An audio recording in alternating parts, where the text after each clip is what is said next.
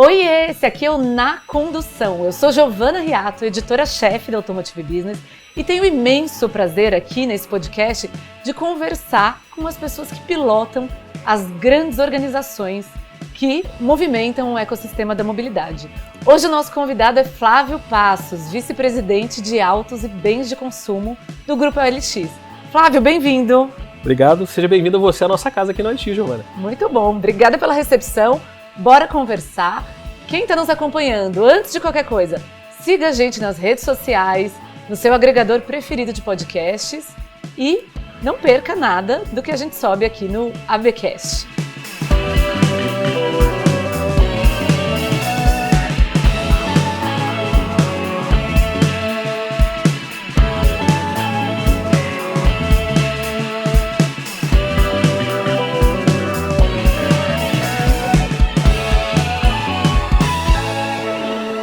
Bom, eu quero começar com uma pergunta que é: quem é o Flávio fora do trabalho? Te conto, o Flávio é um mineiro de Belo Horizonte, comemorou ontem 49 anos de vida. Parabéns! Obrigado. Formado em Engenharia Civil, pós-graduado em Finanças, casado com a Carol, pai da Júlia e da Luísa, um apaixonado por cinema, que gosta muito de praticar esporte e acabou se apaixonando muito cedo pela indústria automotiva, né, desde cedo. E tive a oportunidade e acho que o prazer de poder transformar o que era uma paixão no que é hoje o meu trabalho. Que legal. E tive a oportunidade de vir agora, nesses últimos 4 anos, desenvolver esse trabalho aqui no OLX. Excelente. Eu acho que o setor automotivo tem isso, né? Muita gente já era apaixonada pelo segmento e trabalha e hoje desenvolve soluções nessa área. Exato.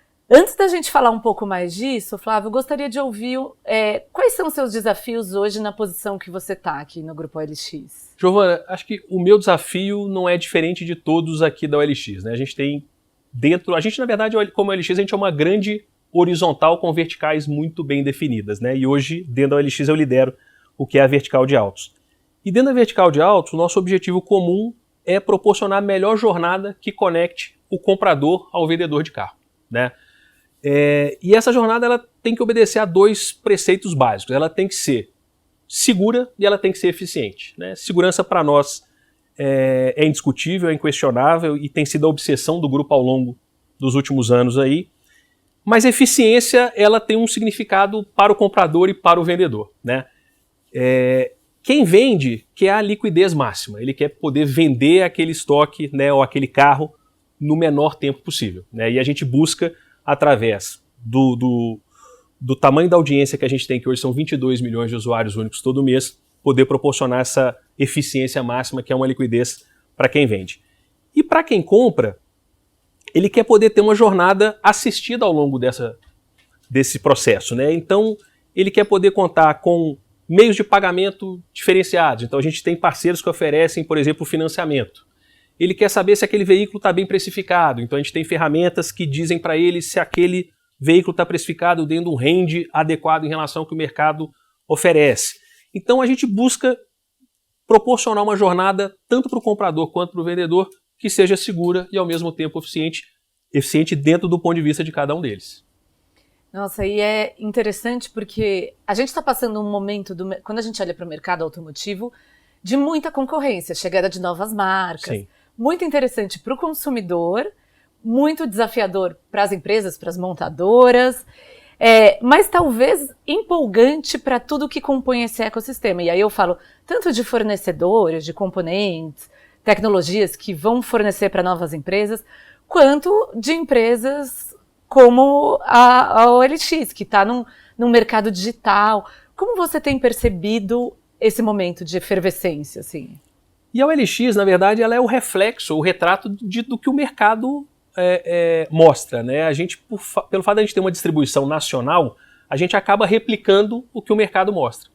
Então, todo esse mercado aquecido, ele se reflete em número de transações na plataforma. Então, hoje a gente registra algo como mais de 100 mil veículos vendidos através da plataforma todo mês, né? Então, esse excesso de liquidez que o mercado mostra, ele se traduz em transações dentro da própria plataforma. Então, o mercado, de fato, está super aquecido e isso só aumenta a nossa responsabilidade em criar essas jornadas que hoje são praticamente online, né? O last mile ele acaba sendo offline, né? Aquele momento de tocar o carro, fazer o test drive, negociar aquele veículo, isso ainda é offline e dificilmente isso vai se tornar online tão cedo. Mas isso, acho que não só para o OLX, mas para os portais no modo geral, reforça o nosso compromisso e a nossa responsabilidade em, num mercado superaquecido, tornar a jornada o mais simples e digital possível para que o mercado continue de fato prosperando, né? Sim. É interessante, Flávio, porque no fim das contas é aquela história, né? Nos últimos anos, até assim, virou um clichê, um chavão grande, a coisa de que os dados são o novo ouro de qualquer negócio. Exato. E a OLX está sentada numa montanha de informação sobre os consumidores, sobre as preferências dos consumidores, até muito mais do que, às vezes, as montadoras que estão com o desafio de desenvolver novos veículos. O que você pode contar para a gente sobre quem é o consumidor hoje? Eu vou começar contando um pouco sobre dados, que eu acho que é um negócio, você tocou um tema super importante que para nós tem sido um grande diferencial como companhia. A gente, de fato, como você comentou, a gente lida com muitos dados. São, como eu disse, 22 milhões de usuários todo mês buscando o veículo na plataforma, né? E justamente pelo fato de a gente ter esse volume de usuários, a gente consegue extrair muita informação, como você disse, inclusive de comportamento desses usuários, né? E o que a gente fez recentemente, de um ano para cá? A gente juntou toda essa base de dados da OLX e casou essa base com a base macroeconômica e com a base da indústria automotiva e criou o Data OLX Autos, que nada mais é do que a ferramenta de insights estratégicos que a gente fornece gratuitamente para o mercado, para que o mercado profissional automotivo possa tomar as melhores decisões para o seu negócio. Como, por exemplo, qual o melhor veículo para compor o meu estoque? Quando a gente casa essas três bases, fatalmente você vai saber por região quais os veículos mais demandados, quais veículos têm mais liquidez, né?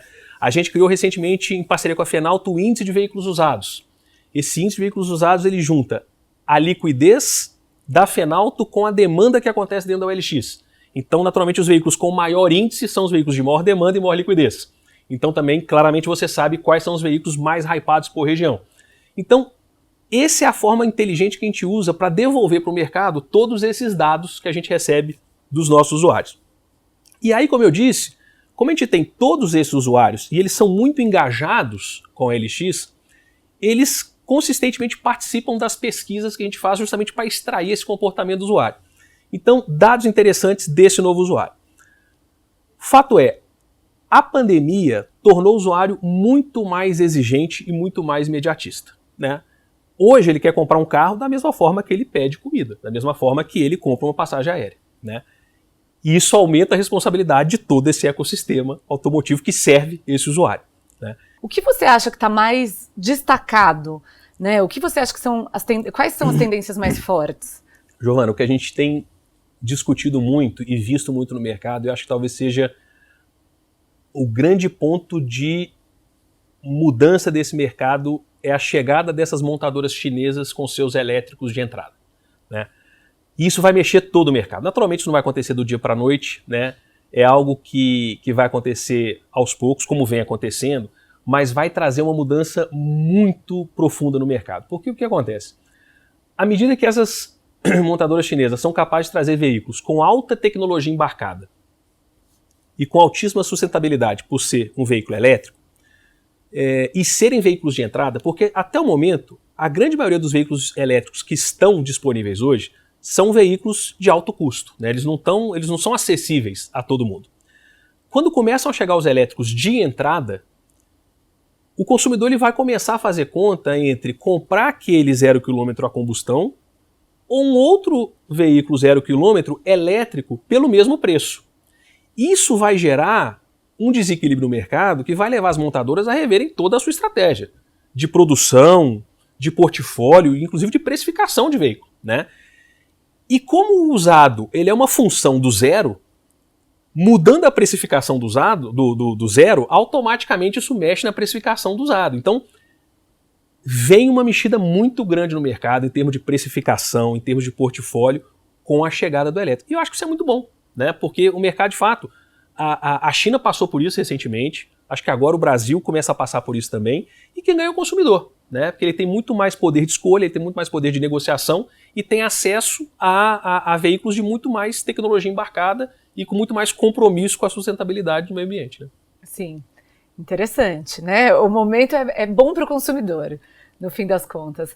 Flávio, eu gostaria que você falasse um pouco mais do seu desafio aqui na OLX, né? Você veio com a missão de fortalecer, de reconstruir a vertical automotiva. Conta mais isso pra gente e um pouco dos seus objetivos e metas hoje. Te conto. Giovana, hoje a OLX ela lidera esse mercado tanto do ponto de vista da oferta quanto da demanda, né? Na oferta, a gente tem praticamente 1 milhão de veículos anunciados. Na demanda, a gente tem mais de 22 milhões de usuários buscando o veículo todo dia.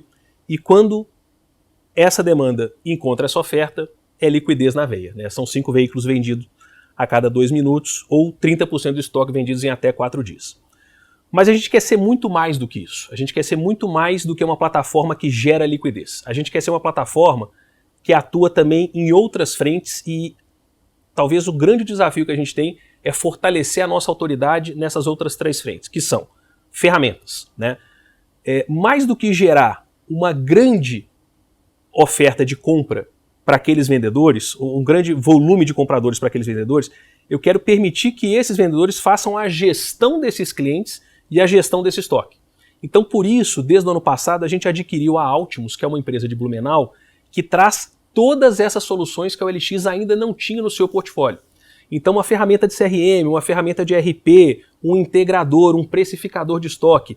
A gente tinha como empresa um débito técnico com o mercado. Eu oferecia liquidez, mas não permitia que os meus clientes fizessem gestão do seu estoque ou dos seus clientes.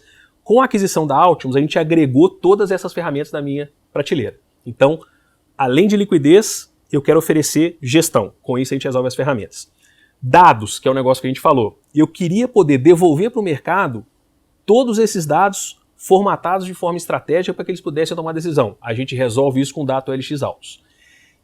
E a última frente que a gente começou a atuar de uns anos para cá é a parte do conteúdo, né? A gente entende que esse é um mercado muito carente de informação. E quanto mais capacitado, quanto mais informado o mercado está, melhores são as decisões que ele toma. E nessa, a gente acabou construindo o Conecta Autos, né? De 4 anos para cá, a gente construiu o Conecta Autos, que é um evento que a gente tem todo ano, onde a gente compartilha melhores práticas, a gente promove o network, a gente leva as melhores tendências globais da indústria automotiva para esses profissionais da indústria automotiva do Brasil, para que eles possam, de fato, se inteirar do que está acontecendo no mundo, ver o que daquilo faz sentido para ele, como ele pode fazer o negócio dele prosperar ainda mais com aquelas informações, e dessa forma eu cubro aí todos os objetivos que a gente tem, de além de ser uma empresa que gera liquidez, ser uma empresa que tem ferramentas, que fornece dados e que compartilha conteúdo. Esse é um pouco dos 4 grandes desafios que a gente empacota. Muito legal. E o que você gostaria que a OLX, essa frente que você lidera, fosse daqui 10 anos?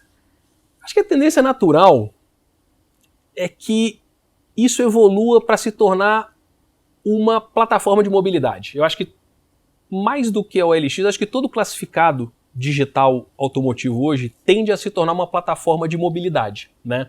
De modo que o usuário ele possa encontrar todos os modais numa mesma plataforma, né? Hoje ele compra o carro dele, ele vende o carro dele, mas em algum momento ele vai querer simplesmente se deslocar do ponto A ao ponto B. E talvez do ponto A para o ponto B ele não precisa comprar um carro. Ele precise talvez de um patinete elétrico, ou ele precise de um carro por assinatura, ou ele precise de locar um carro, ou simplesmente um carro por aplicativo. Então, eu acho que a tendência natural é que todos os portais ou todos os classificados automotivos expandam a sua proposta de valor a ponto de virar uma plataforma de mobilidade, onde o usuário vai poder não só comprar e vender, mas como utilizar qualquer tipo de modal que, para aquele momento específico da vida dele, do dia dele ou da semana dele, ele consiga ir do ponto A para o ponto B da melhor forma. Sim. Flávio, eu gostaria que você falasse um pouco sobre como a gente conversou já sobre essa questão de a OLX gerar muitos dados e tudo mais. Como liderança, como profissional, como é lidar com tudo isso? Porque cada vez mais, independentemente da posição que você está ou da empresa em que você atua, a informação gerada no digital é essencial, né? E como orquestrar tudo aquilo, né, e fazer, trazer uma informação útil e aproveitar no seu dia a dia. Que recomendação você daria para quem está nos acompanhando sobre isso? Que consuma essa informação, porque ela é gratuita, né? Acho que você falou uma frase que de fato está muito comum no mercado, que dados é o novo petróleo, né? Sim. E é isso mesmo, a informação ela está aí, disponível, assim como é o conteúdo, assim como é a capacitação, né? Então a recomendação que eu dou é busque essa informação, e principalmente todos esses dados do OLX, eles estão disponíveis no dicasolx.com.br, onde gratuitamente todos podem ter acesso a isso, né? E tomarem as melhores decisões, né? Aqui a gente tem o cuidado de ter um grupo de economistas associado a um grupo de engenheiros de dados para que possam fazer a melhor modelagem dessa massa de dados, de modo a gerar as melhores informações para as melhores tomadas de decisão. Então, eu acho que é uma questão de disciplina, né? O profissional automotivo ele tem que se disciplinar a buscar a informação, a buscar o conteúdo, a consumir consistentemente esse conteúdo para que as decisões deles sejam mais consistentes e melhores para o próprio negócio. E eu gostaria de te fazer uma pergunta que normalmente é feita para mulheres, mas eu acho que você teria boas informações a compartilhar. Como você coordena paternidade e carreira? Como é esse equilíbrio de vida pessoal, profissional, de ser pai e tudo mais? Eu sou pai de 2 meninas, como eu te disse, e faço isso com muita naturalidade, né? Eu busco empoderar bastante as minhas filhas, eu deixo muito claro que elas podem ser o que elas quiserem, que elas podem fazer o que elas quiserem na vida delas, né? E esse é muito o DNA da OLX, né? A gente é uma empresa que pratica muito a inclusão, que a gente pratica muito a diversidade e que a gente pratica muito também a diversidade, né? E a equidade de gênero, né? Hoje, para você ter ideia, algo como 49% do contingente da companhia é feito de mulheres, né? Hoje, a OLX é uma das empresas que participa do Pacto Global. O Pacto Global prevê que, até 2025, 30% da alta liderança da companhia tem que ser feita de mulheres. Hoje a gente já está em 34%. Né? Então a gente já bateu essa meta do Pacto Global. Então, eu pratico o que eu acredito e eu trabalho numa empresa que, de fato, está alinhada com os meus valores, né? Onde, de fato, as mulheres devem e precisam ter essa equidade de gênero e esse nível de consistência em ocupar cargos de liderança como os homens, né? Então, sou muito feliz de trabalhar aqui porque eu vejo, de fato, os valores que eu acredito refletidos aqui. E é o que eu levo para casa e faço minhas filhas acreditarem também. Sim. E no dia a dia, essa divisão de tempo, como funciona? Você disse também logo no começo que você gosta de praticar esportes. Sim. Como é a sua rotina? A OLX ela é muito bacana nessa permissão de conciliar a vida pessoal com a vida profissional, né? Hoje a gente está aqui no nosso escritório, eu costumo vir algo como 2 vezes por semana, a gente está ainda no modelo híbrido, né? E isso nos permite, não só a mim, como a todos os 1.500 funcionários da companhia, ter esse equilíbrio muito bacana, né? De poder conciliar essa vida pessoal com a vida profissional, poder se dedicar a fazer um esporte durante a manhã cedo, durante a parte da manhã, eventualmente almoçar com a família. E isso não significa que a gente trabalha mais ou menos. Na verdade, a maioria das vezes a gente trabalha até mais, né? Porque estando em casa, no conforto, você acaba se dedicando mais, ou você não vê o tempo passar e por ali você vai, né? Então eu tenho conseguido me dedicar bastante. Acho que naturalmente tem períodos que a gente acaba sendo mais demandado em questões de planejamento, fechamento de mês, né? Como a gente está agora, semana de fechamento. É natural que isso demande um pouco mais do time comercial. Época de planejamento estratégico, época de questões orçamentárias. É natural. E isso não é da OLX, é de qualquer empresa. Em algum momento vai nos demandar mais ou menos. Mas tenho tido a oportunidade de me dividir super bem entre a vida pessoal e a vida profissional. E isso é muito bom. Acho que é um dos grandes ativos da companhia nos permitir ter essa divisão equilibrada entre vida pessoal e vida profissional. Sim.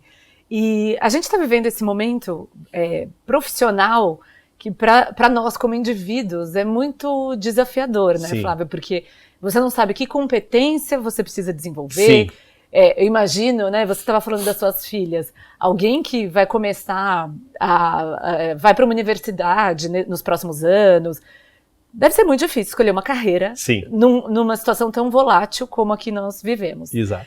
Que competência, que habilidade você acha que é essencial hoje para um profissional, para uma liderança? Giovana, eu acho que flexibilidade talvez seja a principal, porque acho que a única certeza que a gente tem é que tudo muda o tempo todo, né? Então, aquelas pessoas que se mantiverem muito rígidas ou muito firmes ou muito intransigentes, elas vão sofrer muito e não vão prosperar. Então, acho que talvez a flexibilidade, a capacidade de se adaptar é talvez a característica mais importante de qualquer profissional hoje, né? Principalmente nessa indústria que a gente está, onde tudo muda, né? E a capacidade de você se adaptar, entender, buscar caminhos, fazer alianças, tudo isso no final termina na sua capacidade de se adaptar ao momento, né? Outra característica que eu admiro muito nesses profissionais e que eu busco trazer também para o meu dia a dia, acho que ela não pode ser resumida por uma palavra, mas é a capacidade de tornar o seu dia a dia mais leve, né? Entendendo que a gente passa praticamente metade do nosso dia no nosso trabalho, o que a gente puder fazer para tornar esse momento mais leve e prazeroso é fundamental, né? Eu acho que as discussões podem ser duras, eu acho que as negociações podem ser pesadas, eu acho que os brainstormings podem ser longos, mas as relações têm que ser preservadas, né? As relações têm que ser leves, as relações têm que ser duradouras, porque os negócios são feitos de pessoas, né? E para que quando cada um for para casa, a gente vá leve, né? Ninguém leve nada para casa, ninguém leve nenhum peso, ninguém leve nada que o impeça de ser feliz ou que o impeça de relaxar em casa. Então, isso é o que eu pratico muito, que eu peço às minhas lideranças que pratiquem também, para que, de fato, as relações sejam preservadas, o que não significa, de novo, que as discussões não vão ser duras, que os debates não vão ser acalorados, porque eles sempre vão ser, mas as relações têm que ser preservadas, né? E, afinal de contas, amanhã nós estamos aqui, nós vamos ter outras discussões, nós vamos ter outras negociações, e isso tem que ser preservado, né? Essa proximidade ela não pode ser rompida por outros motivos. E você falou de flexibilidade, mas pela sua formação, a gente não espera um perfil muito flexível. Não, nada. Você é engenheiro civil, Sou. né, Flávio? E é curioso, porque a gente tem uma pesquisa sobre liderança no setor automotivo e nas últimas edições a gente concluiu, nós entrevistamos mais de 3.000 lideranças do setor e 50% vem de engenharia, Sério? são engenheiros. Não sabia. Olha só, você está junto com seus pares. Eu sou parte dessa estatística. Me conta como trabalhar, ter que mudar tanto, porque no fim, né, como engenheiro civil, imagino que lá na faculdade você tinha outra expectativa. Sim. E sua carreira se desenvolveu no mercado financeiro, Exato. no mercado aeronáutico, agora Isso. no mercado automotivo. Giovana, eu acho que isso tem a ver um pouco com a flexibilidade que eu te falei, né?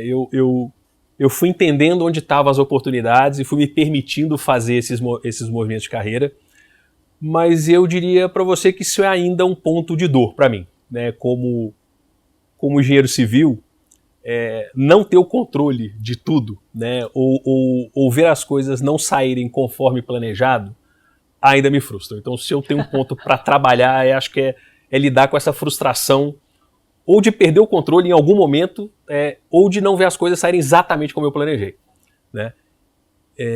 Mas eu tenho me trabalhado mais para isso.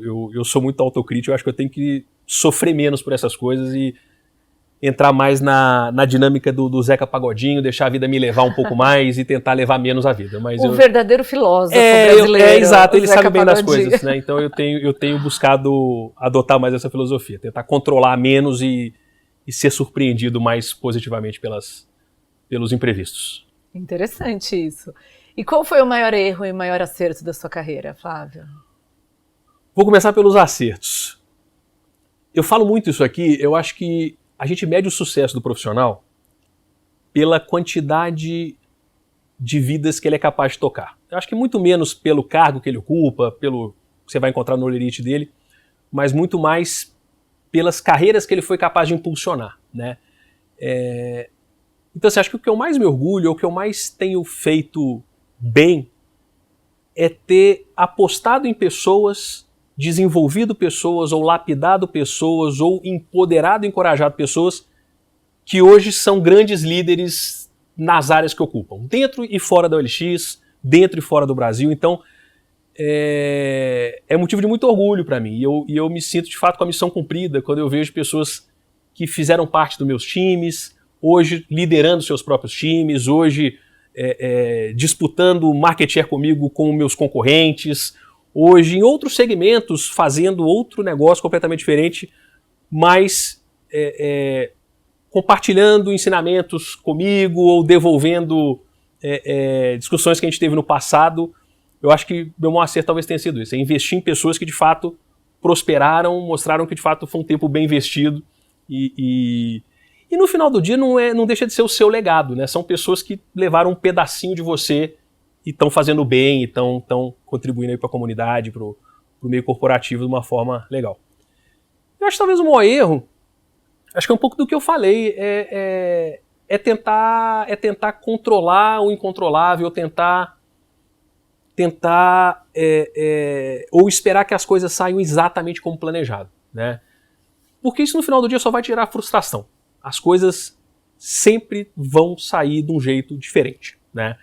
E você tem que estar preparado para isso, porque tem uma beleza nisso também, tem um aprendizado nisso. Então, extrair o aprendizado do imprevisível, eu acho que é muito bacana. Eu tenho aprendido cada vez mais a fazer isso. Então, acho que o meu maior erro foi tentar buscar ficar no controle de tudo o tempo inteiro ou querer que as coisas saíssem exatamente conforme planejado. Então, tenho me trabalhado para cada vez me frustrar menos com isso e aprender mais com esse tipo de coisa.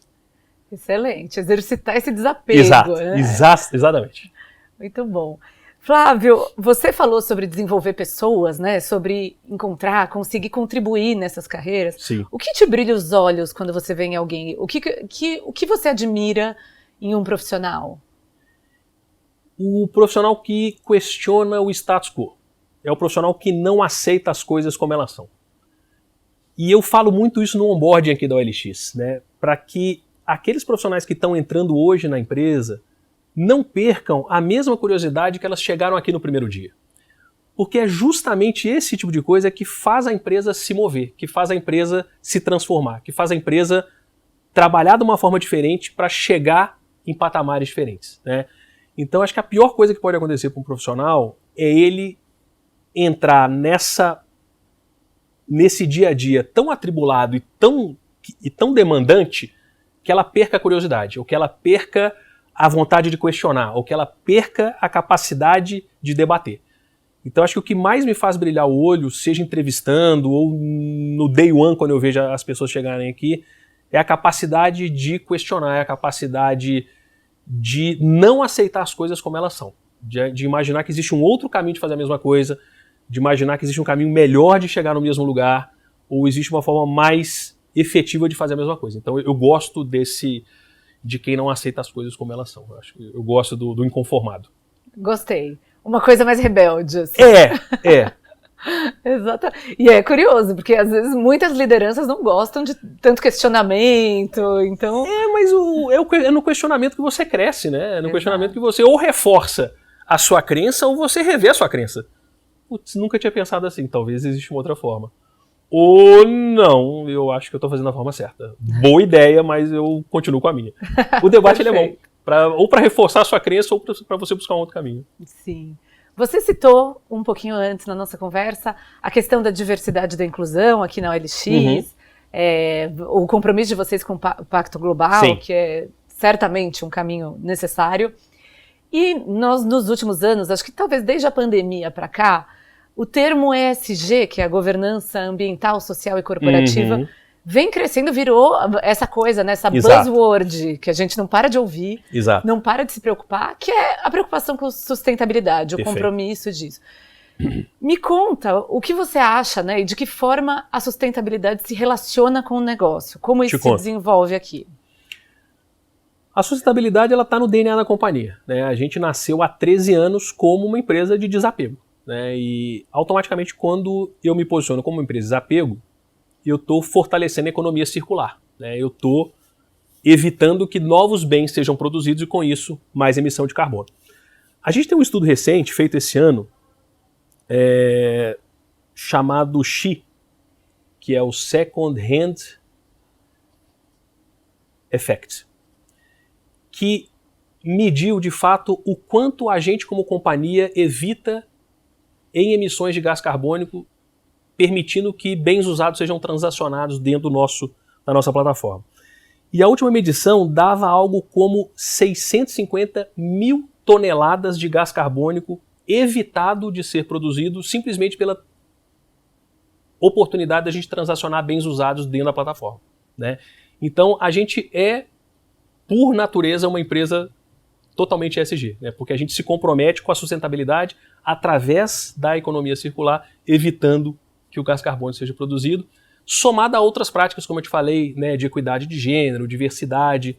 Então a gente pratica isso com muita naturalidade, né? Assim, que vai desde a razão social da companhia, que é o desapego, né, a essas práticas de recrutamento e seleção, de trazer cada vez um público mais diverso e trabalhando cada vez mais essa equidade de gênero nas lideranças e tudo mais. Outro termo que a gente não para de escutar é inteligência artificial, né? Exato. Principalmente depois da chegada de soluções generativas, como o ChatGPT.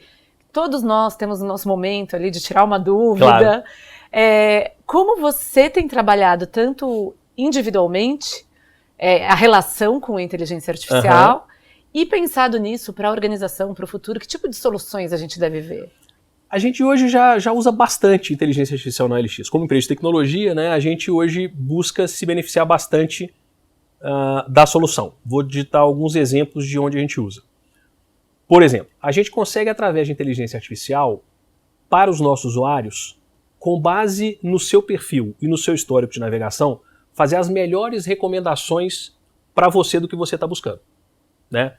Isso vale para a vertical automotiva, mas vale para qualquer outro histórico de busca ou para qualquer outra demanda que você tem dentro da plataforma. A gente consegue te fazer proposições ou sugestões de algo que de fato faça sentido para você através de inteligência artificial.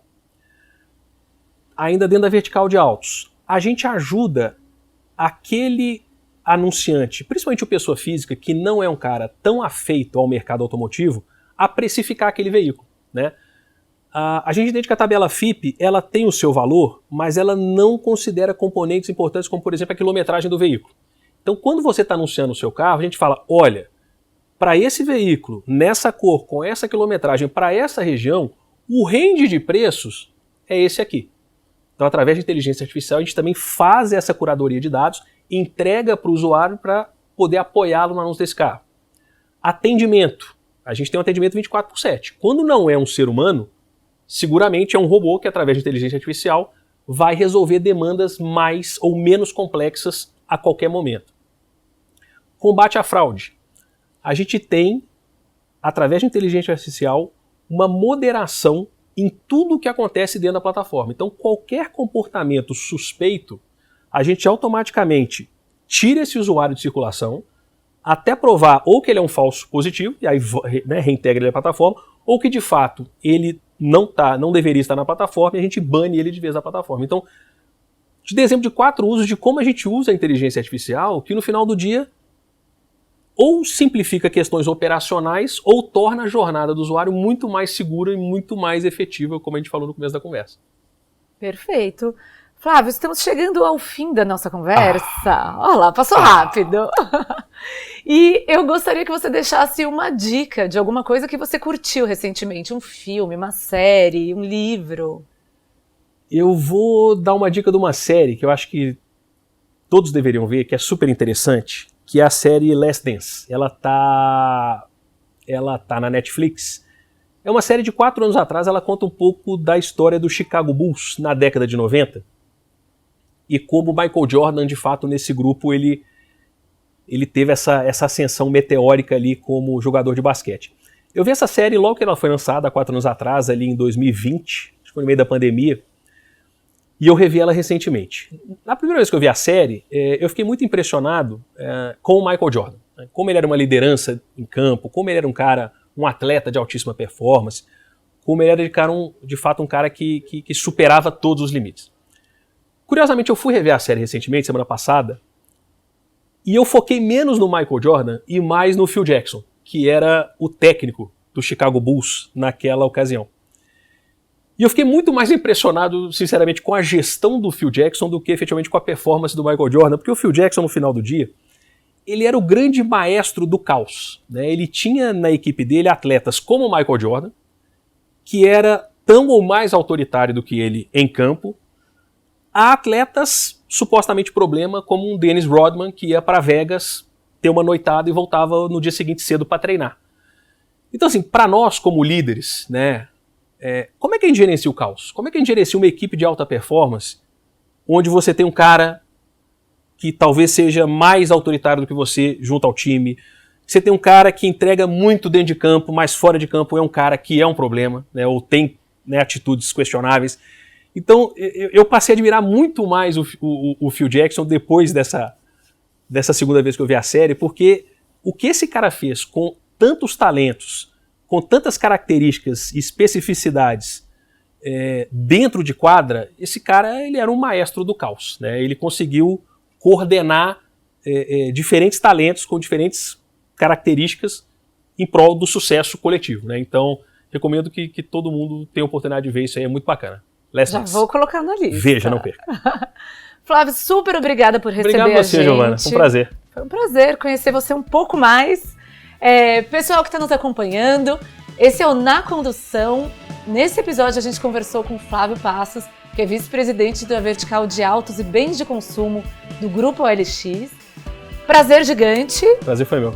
E nos falamos no próximo episódio, pessoal. Obrigado.